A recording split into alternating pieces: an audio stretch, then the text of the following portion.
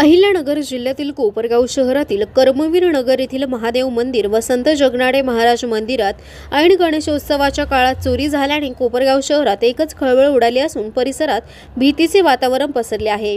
सदर दोन्ही मंदिरात अज्ञात चोरट्यांनी प्रवेश करत दोन्ही मंदिरातील दानपेट्या फोडून दानपेट्यातील अंदाजे रक्कम 10,000 व 5,000 रुपये किमतीच्या 2 पितळी समया असा एकूण 15,000 रुपयांचा मुद्देमाल चोरून नेला आहे।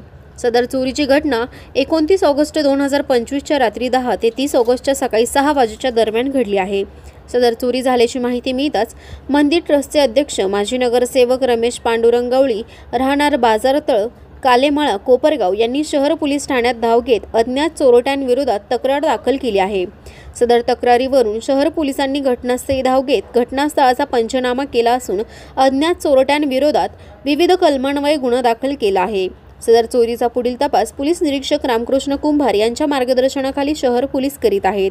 ऐन गणेशोत्सवाच्या काळात अशा प्रकारे मंदिरात चोरी झाल्याने मंदिर ट्रस्टसह भाविक भक्तांनी मोठा संताप व्यक्त केला असून तात्काळ त्या चोरांचा शोध लावून कडक शिक्षा करण्याची मागणी मंदिर ट्रस्ट व भाविक भक्तांनी पोलिसांकडे केली आहे। कोपरगाव एक्सप्रेस न्यूजसाठी सुनील ससाने, कोपरगाव।